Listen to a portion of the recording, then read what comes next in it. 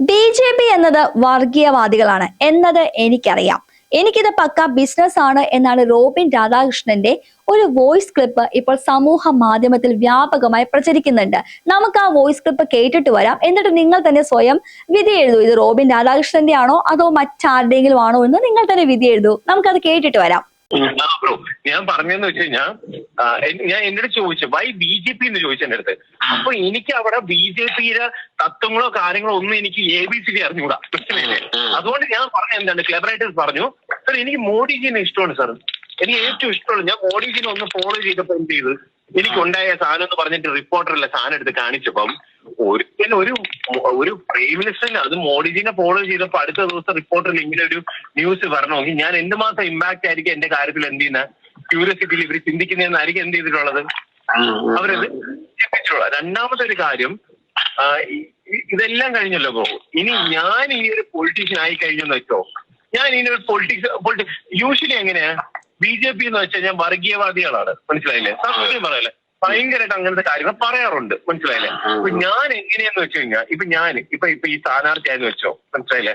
എന്റെ അടുത്ത് ഇതിനെപ്പറ്റി എന്തെങ്കിലും ചോദിച്ചാൽ ഞാൻ പൊളിറ്റീഷ്യൻ ആയിട്ട് സംസാരിച്ചാണ്, അവിടെയാണ് എന്റെ ഹൈലൈറ്റ്. ബ്രോ ഒന്ന് ആലോചിച്ച് നോക്കിയാൽ എത്ര ഞാൻ പ്രാക്ടീസ് ഇട്ടിട്ടുണ്ട് ബ്രോ. എത്ര പേര് വന്നാലും എത്ര ആൾക്കാർ വന്നാലും എല്ലാവരുടെ കൂടെ ഞാൻ എന്ത് ചെയ്യും, ഞാൻ എനിക്ക് അതിലൊന്നും ഒരു മടി എന്തില്ല. കാരണം ബ്രോ എഴുതി വെച്ചു ബ്രോ,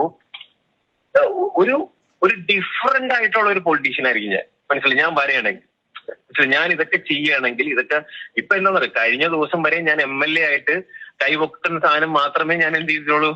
ഇപ്പൊ മന്ത്രിയായിട്ട് നമ്മളെ BMW മറ്റേ സാധനമൊക്കെ വെച്ച് പോണതാണ് പച്ച വണ്ടിയില്.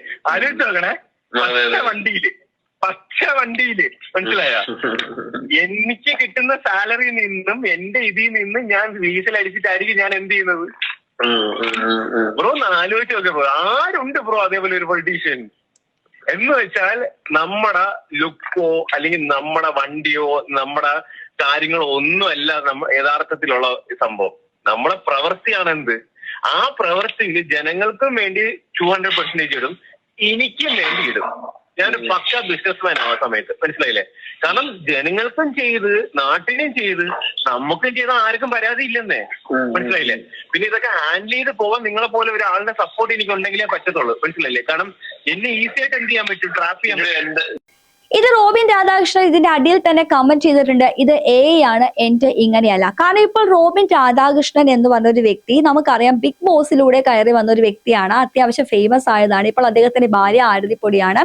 ഇതെല്ലാം നമുക്ക് അറിഞ്ഞ സ്ഥിതിക്ക് ഇപ്പോൾ PSC സമരത്തിൽ ഏറ്റവും കൂടുതൽ അദ്ദേഹം പങ്കാളിത്തം വഹിക്കുന്നുണ്ട്. അതായത് നമ്മൾ കണ്ടതാണ് കഴിഞ്ഞ ദിവസം ജലപീരങ്കി കൊണ്ട ആ സമര നേതാക്കളെ എല്ലാം അവിടെ നിന്ന് മാറ്റാനായിട്ട് പോലീസുകാർ അഹോരാത്രം ശ്രമിക്കുമ്പോൾ റോബിൻ രാധാകൃഷ്ണൻ ഒരു ചൈനയുടെ വൻ മതിൽ പോലെ നിൽക്കുകയായിരുന്നു എന്നെല്ലാം നമ്മൾ കണ്ടതാണ്. അതേപോലെ തന്നെ ട്രോളിയിട്ടുണ്ടായിരുന്നു.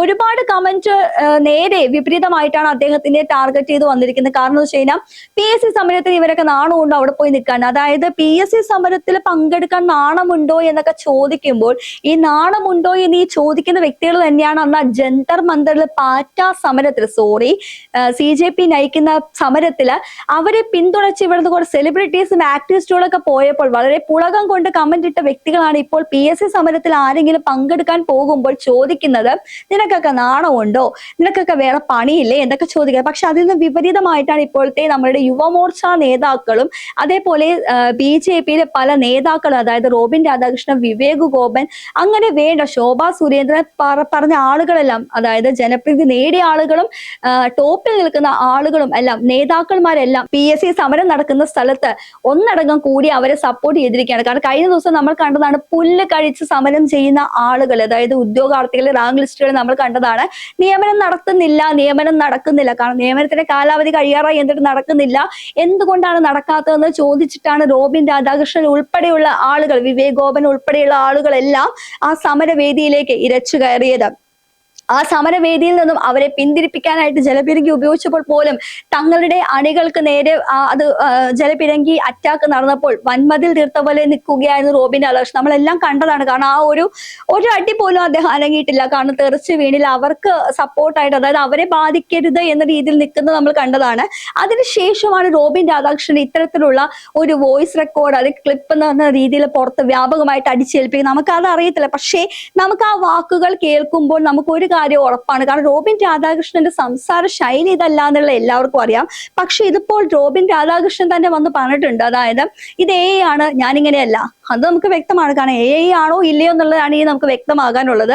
അദ്ദേഹം തന്നെ അതിന്റെ അടിയിൽ കമന്റ് ചെയ്തിട്ടുണ്ട്, ഇത് ആണ്, ഇത് എന്നെ കരുതി കൂട്ടി എന്നെ അപമാനിക്കുന്ന തരത്തിൽ ആളുകൾ ചിത്രീകരിച്ചിരിക്കുന്ന കാര്യമാണ് എന്നാണ് അദ്ദേഹം വ്യക്തമായിട്ട് വെളിപ്പെടുത്തിയിരിക്കുന്നത്. എന്ത് തന്നെയാണെന്നുണ്ടെങ്കിലും ഒരു ബിസിനസ്സുകാരനാണ് താൻ, അതുകൊണ്ട് എനിക്കിതെല്ലാം ഭയങ്കര ലാഭേച്ഛയായിട്ടുള്ള കാര്യമാണെന്നാണ് പറയുന്നത്.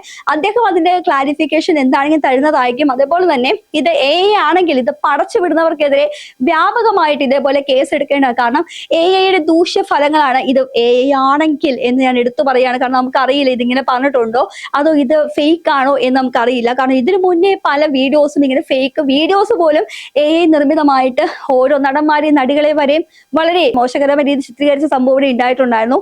ഇതെല്ലാം കൂട്ടി വായിക്കുമ്പോൾ ചിലപ്പോൾ ഇത് ആണ്, ഇത് ഫേക്ക് ആണെങ്കിൽ ഇത് കാണിച്ച അല്ലെങ്കിൽ ഇതിന്റെ രചയിതാക്കൾക്കും ഇതിന്റെ ഡയറക്ടർമാർക്കെല്ലാം നല്ല പാരിതോഷികം കേരള പോലീസ് കൊടുക്കുമെന്ന് ഞാൻ വിശ്വസിക്കുന്നു. കാരണം ഒരു നേതാവിന്റെ കരിയറിനെ തന്നെ തേജോവധം ചെയ്യുന്ന, കരിവാരി തേക്കുന്ന ഇത്തരം ആളുകൾ ഈ സമൂഹത്തിൽ ഉള്ളപ്പോൾ ഏത് നേതാക്കന്മാർക്ക് എങ്ങനെ അവർ വിശ്വസിച്ച് ഒരു കാര്യം അവർക്ക് മറ്റുള്ളവരോട് സംസാരിക്കാൻ പറ്റും? ഒരു കൊണ്ട് അവർ അത്രയും ബിൽഡ് ചെയ്ത് അവരുടെ ഇമേജ് തകർക്കാൻ വരെ യൂസ് ചെയ്യുന്നുണ്ടെങ്കിൽ ആ യൂസ് ചെയ്യുന്നതിനാണ് നമ്മൾ ഇവിടെ പ്രതിരോധിക്കേണ്ടത്. കാരണം ഇത് നാളെ നമുക്കോ അല്ലെങ്കിൽ നമുക്ക് വേണ്ടപ്പെട്ടവർക്കോ ആർക്കെങ്കിലും ആകാം, സാധാരണക്കാർക്ക് വരെയും ഇതാകാം. കാരണം ദൂഷ്യഫലങ്ങൾ നല്ല യൂസും ഉണ്ട്, ചീത്ത യൂസും ഉണ്ട്. ആ ചീത്ത യൂസിലേക്ക് ഇത് പോയിട്ടുണ്ടെങ്കിൽ, അതിനെ അതിക്രമിച്ചിട്ടുണ്ടെങ്കിൽ അതിൻ്റെ കർശനമായിട്ടുള്ള കേസ് എടുക്കണമെന്ന് താഴ്മയായിട്ട് അപേക്ഷിക്കാനേ നമുക്ക് സാധിക്കുകയുള്ളൂ. എന്താണെങ്കിൽ റോബിൻ രാധാകൃഷ്ണൻ കമന്റ് ബോക്സിൽ വന്ന് പറഞ്ഞിട്ട് ഇത് ആണ്, ഇതെനിക്കറിയില്ല, ഇത് എന്റെ സൗണ്ട് അല്ല. അതുപോലെ തന്നെ അദ്ദേഹം മറ്റൊരു വീഡിയോയും അദ്ദേഹം ഇതിനെതിരെ കേസ് കൊടുക്കട്ടെ എന്ന് നമുക്ക് പ്രാർത്ഥിക്കാം. കാരണം ഇത് അദ്ദേഹത്തിന്റെ വോയിസ് അല്ല എന്നുണ്ടെങ്കിൽ അദ്ദേഹം തീർച്ചയായിട്ടും നിയമം വഴി പരാതി കൊടുത്ത് ആരാണോ ഇതിന് പിന്നിൽ പ്രവർത്തിച്ചവർ അതിന്റെ നിയമത്തിന് മുന്നിൽ കൊണ്ടുവരേണ്ടതാണ്.